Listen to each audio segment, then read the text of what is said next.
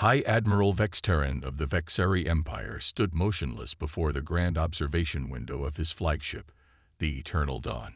His iridescent scales flickered with barely contained confusion as he studied the sensor readings for the 12th time. The most sophisticated detection equipment in known space was telling him something that simply couldn't be true. High Admiral, his second-in-command, Sub-Commander Zulora, approached with characteristic precision. The scanning crews have completed their 15th analysis. The results remain consistent. Vexteran's tail twitched, a rare display of emotion for a Vexeri of his rank. "Show me again." The holographic display materialized between them, showing a perfect cube floating in space. No elegant curves, no sophisticated geometric patterns that characterized proper spacecraft design. Just a box, roughly 500 meters on each side, colored a dull gray that seemed to absorb both light and dignity from the surrounding space. "It's a human vessel, designated U.S. Paradox," Zulora reported, her own scales shifting to a troubled azure. "It matches no known design principles in our database, which spans 6,000 years of interstellar engineering across 27 species. And yet it moves," Vexteran murmured, watching as the cube performed another impossible maneuver. No visible propulsion systems, no detectable energy emissions. It simply changed position, as if space itself was more of a suggestion than a rule. The High Admiral had led the Vexeri's 47th expansion fleet for 3 decades. He'd seen everything from living ships grown by the Jeteri to the probability drives of the now-extinct quantum collective. But this was an affront to proper spacefaring civilization. "They're hailing us again," Zulora announced, her voice carrying a note of what might have been amusement in a less disciplined officer. Vexteran straightened his ceremonial cape. "Very well. Let's hear what these innovators have to say." The holographic display shifted, and a human appeared. She was middle-aged by their standards, with steel-gray hair pulled back in a simple knot and laugh lines around her eyes that seemed inappropriate for a military commander. "High Admiral," she said pleasantly, as if they were meeting for afternoon refreshments rather than a potential first-contact situation that violated at least 16 fundamental principles of spacecraft design. "Captain Sarah Martins of the U.S. Paradox, I see you've been scanning us rather thoroughly. Find anything interesting?" "Captain," Vexteran replied with carefully measured politeness, "your vessel appears to be—" He paused, searching for a diplomatic term. "Unconventional." Martinez's smile widened. "Oh, you mean because it's a box?" "Yeah, we get that a lot. Turns out if you want to mess around with quantum uncertainty fields, simple geometric shapes work best." "Who knew?"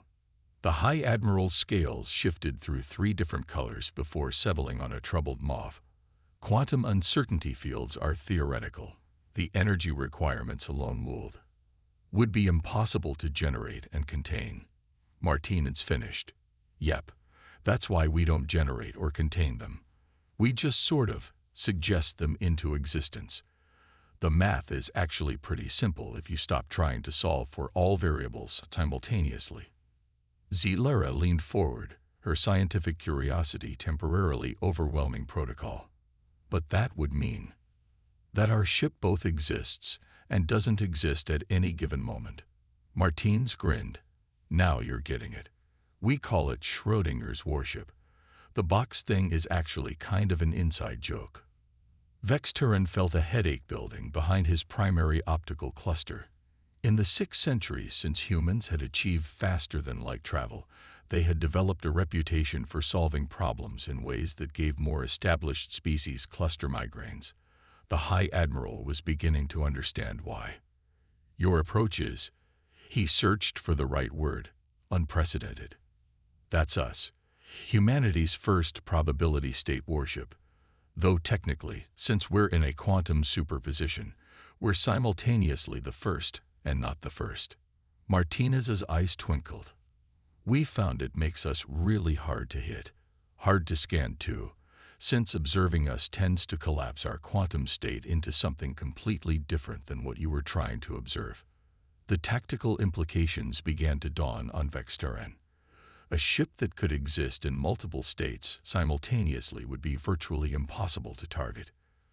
Traditional warfare doctrine would be useless against such a vessel. Perhaps, he said carefully, we should discuss the possibility of technological exchange. The Empire has much to offer. Martinez's expression turned apologetic. About that. We're actually here because your recent expansion efforts have been making some of our colonies nervous. Thought we'd drop by, demonstrate some capabilities, maybe have a friendly chat about respecting borders. The High Admiral's scales rippled with indignation.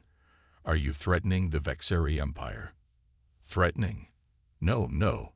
Martins waved a hand dismissively, just making you aware that if you keep pushing into human space, you might find yourself dealing with ships that may or may not exist, depending on whether or not you're looking at them. Schrödinger's fleet, if you will. Could be one ship, could be 1,000. You'd have to observe them to know for sure, but then that changes what you're observing. She shrugged. Quantum mechanics can be tricky that way. Vextaran's tail twitched again as he processed this information. The human wasn't making direct threats, but the implications were clear. How do you fight an enemy that treats the fundamental laws of physics as polite suggestions? I see, he said finally. I will. Convey your concerns to the Imperial Council. Wonderful. Martinez's smile returned. We appreciate your understanding. Oh, and don't worry if your sensors show us in multiple places simultaneously on your way out. That happens sometimes. We're still working out a few quantum kinks. As the communication ended, Vextaran turned to his second-in-command. Xylara, prepare a report for the Council. And include a recommendation to reconsider our expansion priorities. The entire report, sir. The High Admiral watched as the cubic ship seemed to blur, simultaneously appearing at 3 different points in space, before settling back into a single location. Or perhaps it was still in multiple locations, and they were only perceiving one of them. He was no longer certain of anything. No, he decided. Just tell them we encountered a human ship that treats quantum uncertainty as a design feature rather than a bug. They'll understand. His scales shifted to a resigned gray. They remember the incident with the human ship that weaponized bureaucracy. As the Eternal Dawn prepared to depart, Vextaran couldn't help but wonder what other impossible ideas humans would come up with once they learned their quantum box actually worked. His scales paled at the thought. Humanity, it seemed, had once again proved that the only consistent thing about them was their inconsistency, and somehow they kept turning that into an advantage. The High Admiral made a mental note to request retirement before humans figured out how to weaponize that too. Dr. Elena Chen stood before the assembled Galactic Scientific Council, trying not to smile at the mixture of confusion, horror, and fascination on the various alien faces before her. The presentation screen behind her displayed the schematics of the U.S. paradox, though schematics might have been too generous, a term for what looked like a child's drawing of a cube with question marks floating around it. As you can see, she continued, pointing to one of the question marks, the key was to stop trying to control quantum uncertainty and start embracing it. A Moravian physicist, their crystalline form vibrating with distress, raised an appendage. But the calculations, the energy requirements alone ruled. Elena interrupted gently. That's where you're making the same mistake we did for the first 50 years. You're trying to calculate everything. Turns out, the universe doesn't actually require us to show our work. The audience erupted into multiple languages of protest.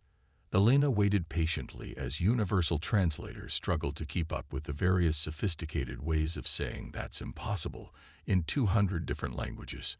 From her seat in the front row, Captain Martins winked at her chief scientist. They'd practiced this presentation a dozen times, and the reactions were always the same.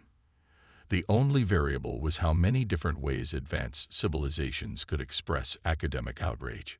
Please, Elena raised her hands. Let me explain. For centuries, we all approached quantum mechanics the same way. trying to precisely calculate and control quantum states. But what if I told you that's like trying to organize a teenager's room by calculating the exact position and momentum of every sock? A HFY scientist, their tentacles writhing in agitation, spoke up. Your analogy is flawed. Quantum mechanics requires precise. Does it though? Elena clicked to the next slide, showing a teenager's bedroom in complete chaos. What if, instead of trying to impose order on quantum uncertainty, we just work with it? Accept that we don't know where the socks are.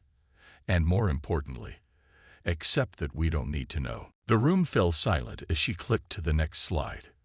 A comparison of traditional quantum drive calculations versus the U.S. paradox's operating principles. The left side showed dense mathematical formulas. The right side showed what appeared to be a flowchart with options like maybe here and probably there and who knows.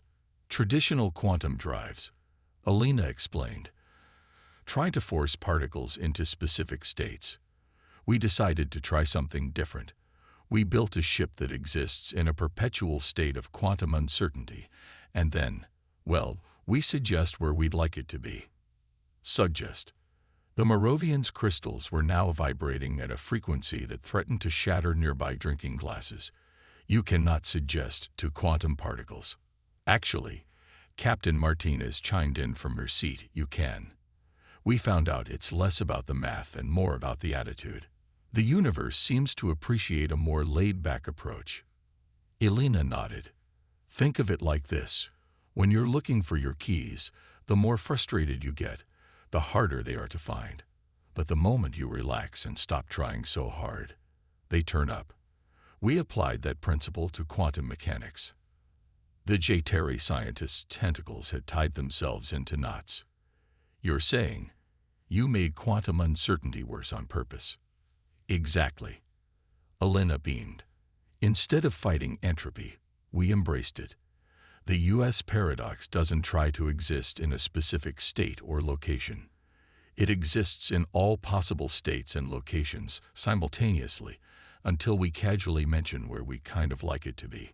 A holographic display activated, showing the paradox performing what appeared to be impossible maneuvers, appearing in multiple places at once, seemingly phasing through solid objects, and occasionally appearing to time travel, though Elena assured them that was just an observational artifact of quantum uncertainty.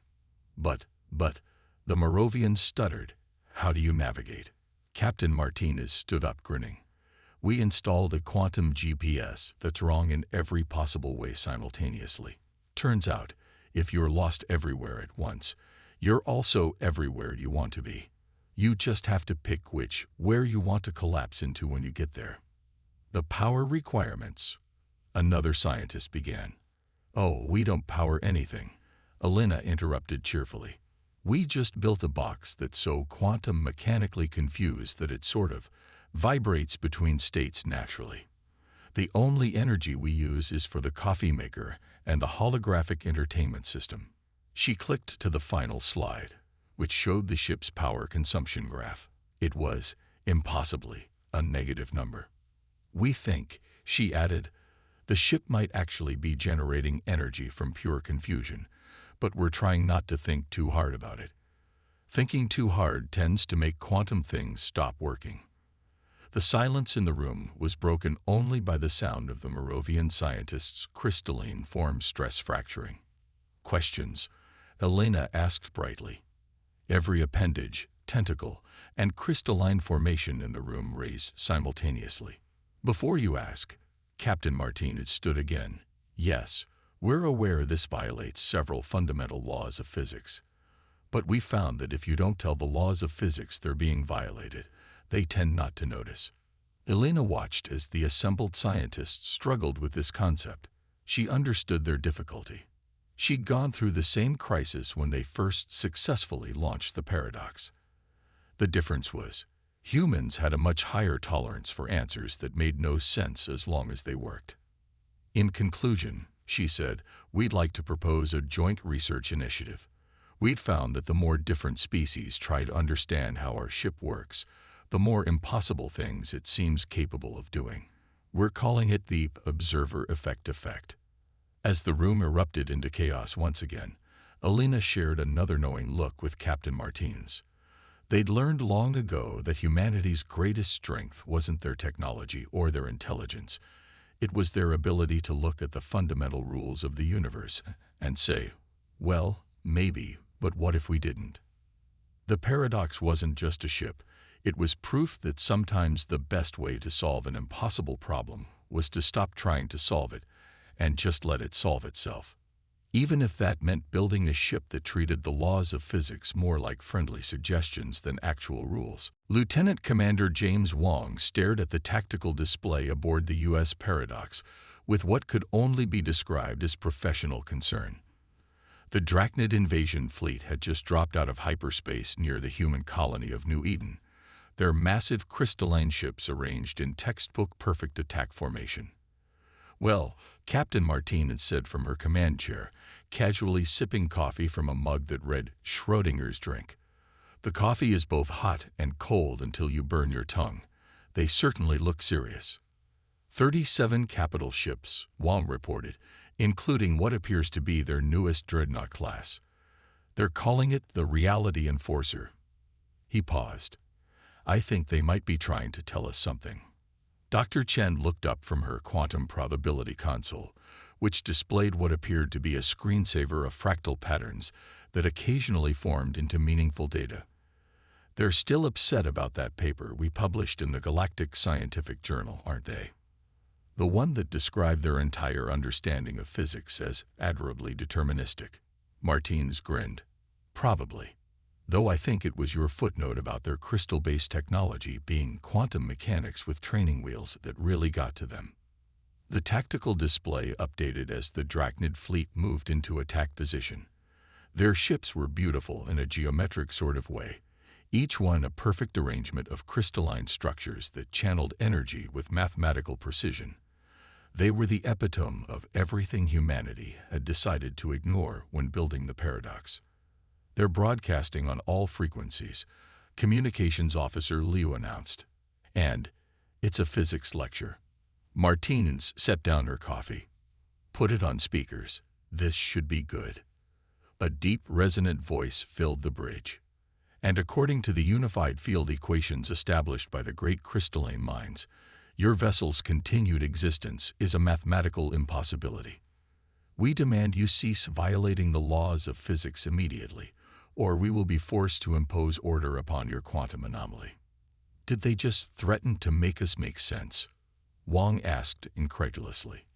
Worse, Chen replied, her fingers dancing over her console's ever-shifting display.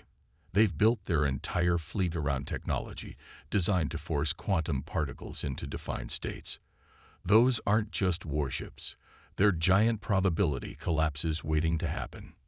Martinez leaned forward, her expression thoughtful. So they want to make us pick a single quantum state and stick to it. That's almost cute. She turned to Chen. Doctor, what happens if someone tries to force us to make sense? No idea, Chen replied cheerfully. But based on our previous experiments, trying to force quantum uncertainty into certainty tends to create. She paused, searching for the right words. Interesting side effects. Interesting good or interesting bad? Yes. The Drachnid fleet was moving into a sphere formation now, their crystalline ships arranging themselves with mathematical perfection around the paradox. Energy readings from their vessels suggested they were preparing to generate some sort of quantum containment field. They're going to try to box us in with quantum certainty, Chen observed. Should we tell them why that's a horrible idea? Martins considered this. Send them a message. Keep it professional. Liu nodded and opened a channel. Drachnid fleet, be advised that attempting to force quantum certainty upon an intentionally uncertain object may result in unintended multiplication of uncertainty across multiple probability spaces. Also, we're not responsible for any spontaneous reality hiccups that may occur within a 50 light-year radius. The response was immediate. Your attempts at quantum intimidation are noted but irrelevant. The laws of physics must be maintained. Initiating containment in 3, 2, 1. The space around the paradox lit up as 37 quantum containment fields activated simultaneously, their crystalline perfection attempting to force reality to behave properly. For a moment, everything seemed to work. The paradox's outline became sharper, more defined, more certain. Then Chen's console exploded into a cascade of fractal patterns. Oh, that's not good. Or maybe it is. Hard to tell when you're looking at 15 different quantum realities simultaneously. The Drachnid ship's perfect formation began to waver as their sensors tried to process what was happening. Instead of forcing the paradox into a single quantum state, they had somehow caused it to exist in even more states than before. The ship was now simultaneously in every position within their containment sphere, and possibly several positions outside it as well. Are we multiplying? Wang asked, watching as his tactical display tried to track the increasing number of paradox positions. In a manner of speaking, Chen replied. They tried to force us to make sense, so naturally, we're making even less sense to compensate.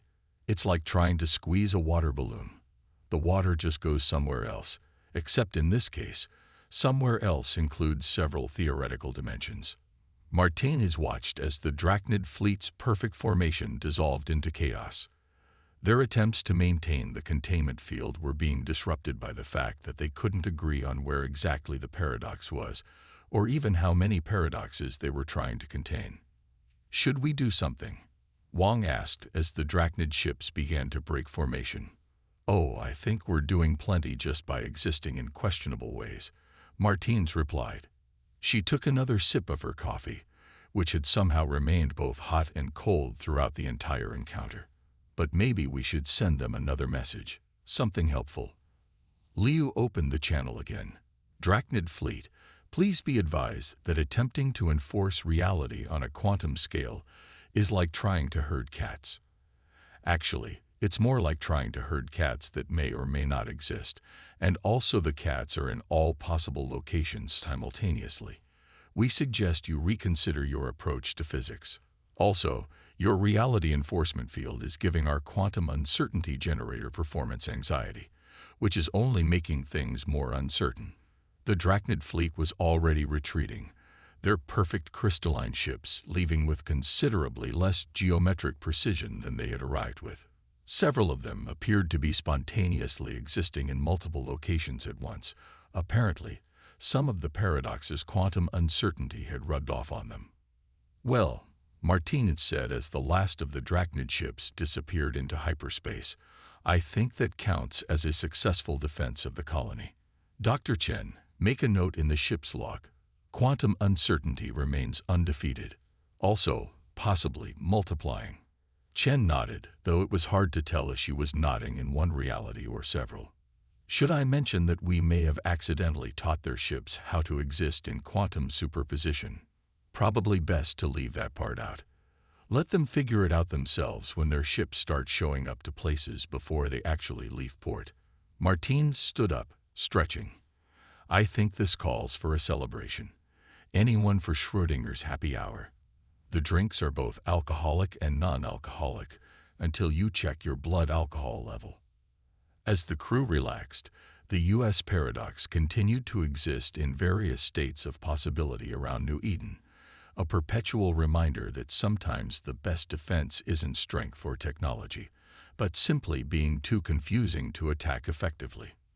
The Drachnid fleet, meanwhile, had some serious rethinking to do about the nature of reality, and possibly about why several of their ships were now arriving at their destinations several days before they departed. Admiral Chorus of the combined Galactic fleet stared at the incoming threat assessment with all four of his eyes.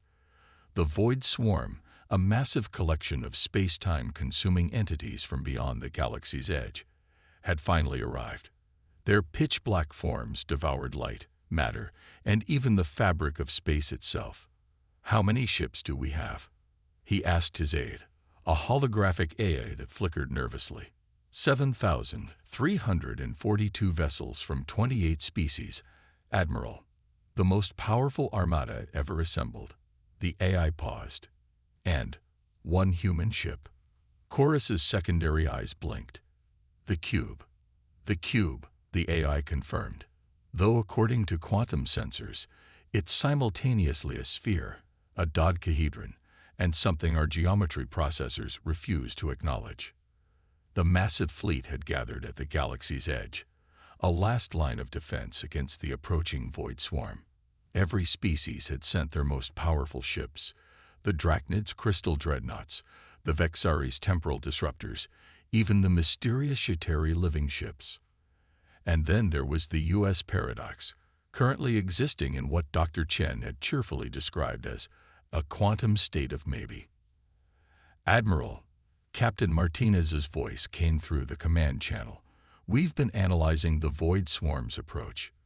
We have an idea, but, well, you're probably not going to like it." Chorus had learned that when humans said you wouldn't like something, it usually meant they were about to do something horrifyingly clever. "Proceed." Dr. Chen's voice joined the channel. "The void swarm operates by consuming certainty, definite points in spacetime that they can latch onto and devour. But what happens if they try to consume something that isn't certain about existing in the first place? You want to fight entropy-based space monsters with quantum uncertainty." Chorus felt a headache building in all four of his brains. "That's brilliant, insane, impossible." Martine suggested. "Yes to all three, probably. We've modified our quantum uncertainty field to operate on a much larger scale. We're going to make the entire sector of space questionable." The tactical display showed the paradox moving to the front of the fleet, its form somehow becoming even less definite than usual. Energy readings from the ship were simultaneously off the charts and non-existent. "Dr. Chen has reconfigured our quantum uncertainty generator," Martinez explained. "Instead of just making our ship uncertain, we're going to project uncertainty into the path of the void swarm. They can't consume what they can't pin down." Chorus watched as the void swarm approached, a wall of absolute darkness that consumed everything in its path. But as they neared the paradox's position, something strange began to happen. The edges of the swarm became fuzzy. "It's working." Chen's excited voice came through. "They're trying to consume our uncertainty field, but you can't consume something that might not be there. Every time they try to pinpoint a location to devour, it shifts into maybe being somewhere else." The void swarm's advance slowed, then stopped entirely. Their perfectly black forms began to show hints of color, possibilities leaking through their absolute certainty. "Fascinating," Chen commented. "They're experiencing quantum confusion. You can't maintain entropy-based consumption when you're not sure if you exist or not. Captain, I think we should increase the uncertainty field." "You want to make things even less certain?" Chorus asked incredulously. "Oh yes," Martines replied, and he could hear the grin in her voice. "Dr. Chen, let's show them why humans are galaxy-class champions at not being sure about things. Take our quantum uncertainty generator to maximum, maybe." The space around the paradox began to ripple with possibilities. The ship itself was now barely visible, existing in a state that made Chorus's four eyes watered when he tried to look directly at it. The uncertainty field expanded, washing over the void swarm like a wave of pure maybe. "Status report," Chorus demanded as his sensors tried and failed to make sense of what was happening. "Well," Chen replied, "we're currently existing in approximately 700 different quantum states simultaneously, and I think we just taught the laws of physics how to shrug. The void swarm is trying to consume reality, but they keep biting into quantum possibilities instead of actualities. It's like trying to eat a hologram. Lots of effort, no nutrition." The effect on the void swarm was unprecedented. The entities began to break apart, their absolute darkness fragmenting into a spectrum of maze. Some parts of the swarm started moving backwards, some sideways, and some in directions that shouldn't have existed. "They're retreating," someone announced over the fleet channel. "The void swarm is actually retreating." "More like they're having an existential crisis," Martines corrected. "It's hard to maintain your identity as a reality-devouring cosmic horror when you're not sure which reality you're in, or if you're even actually devouring anything." Chorus watched in amazement as the mighty void swarm, terror of galaxies, scattered before a single ship that couldn't decide what shape it was. The combined fleet, with all its powerful weapons and advanced technology, hadn't fired a single shot. "Captain Martinez," he said finally, "I believe you've just saved the galaxy by making it too confused to be devoured." "That's one way to put it," she agreed. "Though technically we may have saved several galaxies simultaneously. Quantum uncertainty makes it hard to keep track. Dr. Chen, how many galaxies did we just save?" "Yes," Chen replied enthusiastically. "Or maybe no. I'll let you know last week." As the fleet began to celebrate their improbable victory, Chorus made a note in his official log. "Today, humanity proved that their greatest weapon isn't their technology or their determination, but their ability to weaponize their own confusion. The galaxy is saved, probably. Time will tell. Or possibly it already has." The U.S. paradox, meanwhile, continued to exist in various states of possibility, a reminder that sometimes the best way to fight an absolute force was with absolute uncertainty. And somewhere in the vast darkness between galaxies, the remnants of the void swarm tried to figure out if they were coming or going, and whether they had been defeated or had simply forgotten to exist properly. They never returned to known space, though rumors persisted of cosmic entities that had developed a severe phobia of cubic shapes that might or might not be there. The Grand Assembly Hall of the Galactic Council had never been so full. Representatives from every spacefaring species crowded the vast chamber, their attention focused on the simple wooden podium where Captain Sarah Martinez stood beside Dr. Elena Chen. Behind them, a hologram showed the U.S. paradox, still stubbornly refusing to exist in any definite state. "In conclusion," Martinez was saying, "humanity would like to formally present our quantum uncertainty drive technology to the galactic community. The technical specifications are, well, they're sort of technical, and sort of not. Dr. Chen can explain. Or maybe she can't. It's uncertain." Chen stepped forward, adjusting her glasses. "The principles are actually quite simple. We've prepared a manual titled Quantum Mechanics. More of a suggestion, really, which we'll be distributing to all member species. Though I should warn you, the page numbers may not always appear in numerical order, and some chapters might exist only theoretically." A Drachnid representative raised a crystalline appendage. "But how can we implement technology that defies the fundamental laws of physics?" "Oh, that's the easy part," Chen replied brightly. "You just have to stop believing in the laws of physics quite so hard. Think of them more as physics guidelines, strongly worded suggestions from the universe." The hall erupted into a chaos of questions, protests, and what sounded like several physics-based existential crises. Martinez waited patiently, sipping from her ever-quantum coffee mug. "Perhaps," a Vexeri diplomat suggested, "a practical demonstration would help us understand." Martinez and Chen exchanged glances. "Well," Martinez said, "we could show you how it works. Though I should warn you, understanding how it works sometimes makes it work differently. Observer effect and all that." She pressed a button on her communicator, and the hologram of the paradox expanded to show its current activity. The ship was simultaneously docked at the station, patrolling the system's edge, and possibly having lunch in a nearby nebula. "As you can see," Chen explained, "we've fully embraced quantum uncertainty as a lifestyle choice. Our ship doesn't just use quantum mechanics, it actively enjoys them. We'd found that reality is much more flexible when you stop insisting it behave itself all the time." Terry scientists' tentacles writhed in agitation. "But what about causality?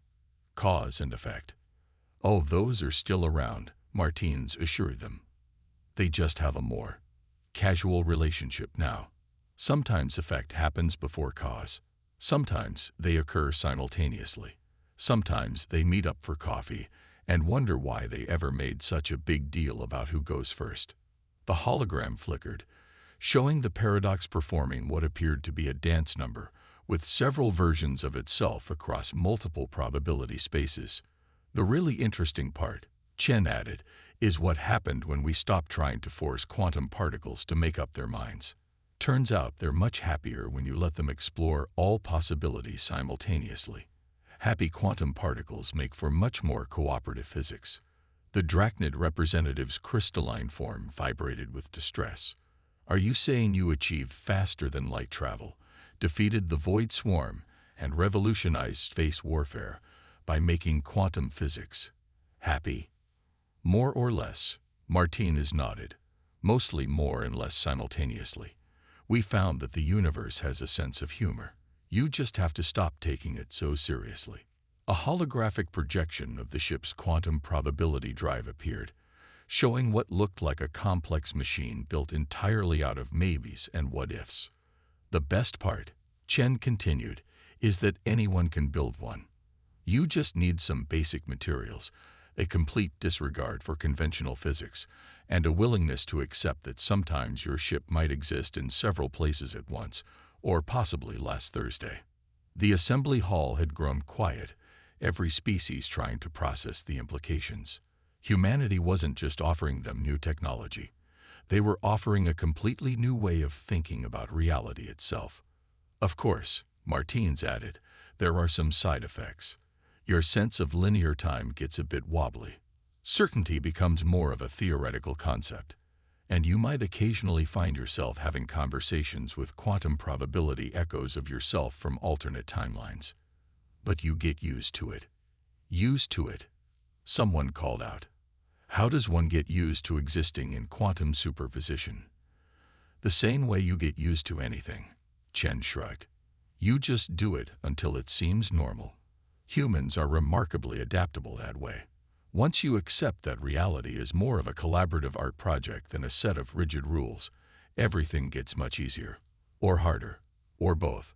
Quantum uncertainty makes paradoxes much more comfortable. The Galactic Council's chief administrator, a being of pure energy, manifested at the podium. And you're willing to share this technology, even knowing it could fundamentally alter how every species perceives and interacts with reality. Of course, Martinez smiled. After all, reality is more fun when everyone gets to play with it. Besides, we've learned that the more people accept quantum uncertainty as a way of life, the more interesting possibilities become available. Did you know that last week, one of our quantum probability engineers accidentally invented a new color? We're still not sure how to describe it, but it tastes like strawberries and sounds like jazz. As the assembly descended into excited discussions, debates, and at least 3 spontaneous paradigm shifts, Martinez and Chen shared a knowing look. Humanity had done what it did best. Taken something impossibly complex, decided the impossible part was optional, and turned it into something that worked despite everyone's insistence that it shouldn't. The U.S. paradox, meanwhile, continued its quantum dance across possibility space, existing and not existing, certain and uncertain, a testament to humanity's greatest gift to the galaxy, the ability to look at the fundamental laws of the universe and say, that's more of a suggestion, really. And somewhere, in the vast quantum probability space that humans had learned to call home, reality itself might have been laughing. Or maybe it wasn't. It was, appropriately enough, uncertain.